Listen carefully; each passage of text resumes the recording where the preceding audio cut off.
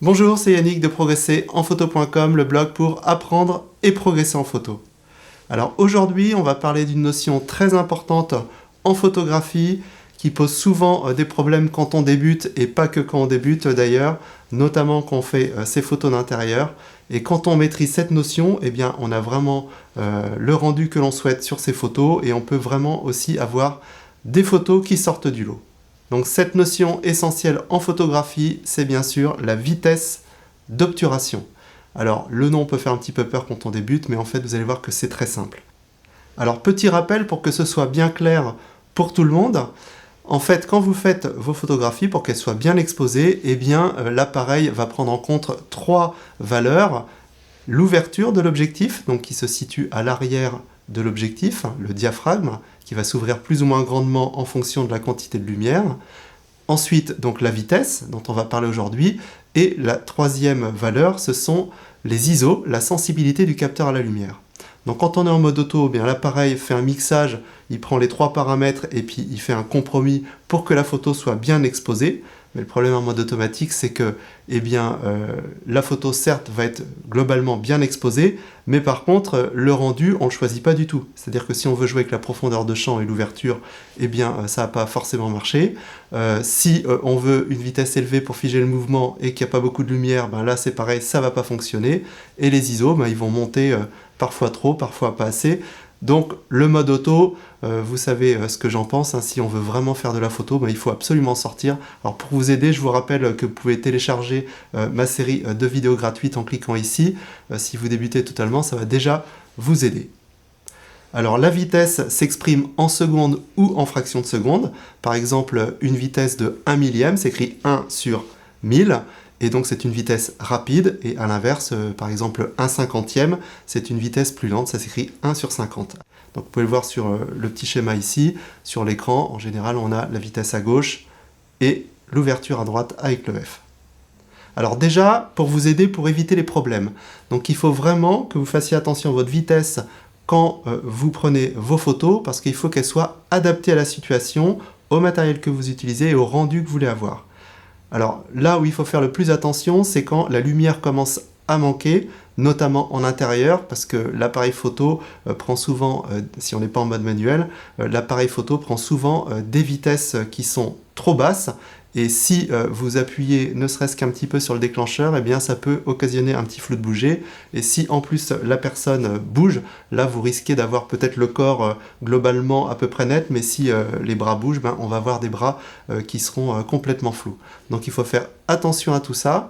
Alors pour vous donner un exemple concret, si par exemple vous faites un portrait et que le sujet ne bouge pas et vous non plus, eh bien une vitesse de 1 centième sera suffisante.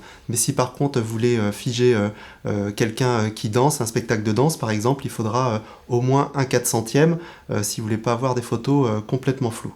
Donc en fait, en fonction de la situation, en fonction du matériel que vous utilisez, en fonction aussi de la longueur de l'objectif, parce que plus on a un objectif long, plus il faudra une vitesse de sécurité minimum, parce que ça va accentuer les micro-mouvements. Hein, si vous êtes à 400 mm et que vous bougez un peu, ça va avoir beaucoup plus d'incidence que si vous êtes au grand angle. Donc en fonction de tout ça, il va falloir trouver la vitesse qui va bien pour avoir le rendu que vous souhaitez. Alors vous faites différents essais, puis vous verrez ensuite avec la pratique que vous saurez que pour telle situation, avec votre matériel, il vous faudra telle vitesse minimale de sécurité. Alors si ça vous fait un petit peu peur, vous ne savez pas trop comment gérer tout ça, la vitesse, les ISO, l'ouverture, les différents modes sur l'appareil, je vous rappelle que j'explique tout ça dans ma formation de niveau 1, que vous pouvez retrouver ici, les bases pour réussir 95% de vos photos, ça va vous faire gagner du temps. Et pour ceux qui ont déjà les notions à peu près maîtrisées, faites bien attention quand même à votre vitesse, que je vois souvent des photographes, parfois même pros, qui font pas trop attention à leur vitesse, et donc on se retrouve avec des photos qui sont pas tout le temps très très nettes. Donc il faut vraiment faire attention à cette notion. Avant de déclencher, vérifiez votre vitesse pour voir si elle est suffisante. Alors après, une fois qu'on a ces vitesses de sécurité minimales pour figer le mouvement, on peut aussi avoir envie de jouer avec des vitesses plus lentes pour faire des effets de lumière, des effets avec le mouvement d'eau, des effets de filet, comme vous pouvez voir sur ces photos. Et là, ça va être vraiment sympa, ça va vous faire des photos qui sortent du lot. Donc pour faire ça, alors là c'est pareil, je ne vais pas détailler, hein, je fais un stage de 3 heures rien que sur ça, parce qu'il y a pas mal de paramètres qui rentrent en compte, mais déjà pour vous donner un petit peu les bases de comment ça se passe, en fait il faut un trépied. Ensuite, il va falloir prendre des vitesses assez basses. Donc là, je vous conseille de vous mettre sur le mode priorité vitesse ou en mode manuel, c'est plus facile. Et vous allez, avec ces vitesses basses, eh bien, vous allez pouvoir faire des photos dans le style de celle que je viens de vous montrer. Donc le principe, c'est tout ce qui bouge va être flou. Donc sur une photo comme ici, par exemple, le principe, vous avez le paysage qui ne bouge pas. Par contre, la vague qui claque contre la digue claque et ensuite monte. Et c'est ça qui fait cet effet de mouvement. Donc vous avez vu, la vitesse c'est vraiment une notion très importante en photographie. Donc si vous débutez ou si vous ne maîtrisez pas encore totalement les réglages sur votre appareil photo, je vous conseille de vous former, de vous documenter sur cette notion, de bien savoir dans quelle situation il faut que je mette telle ou telle vitesse et comment je le fais. Donc ça c'est vraiment important.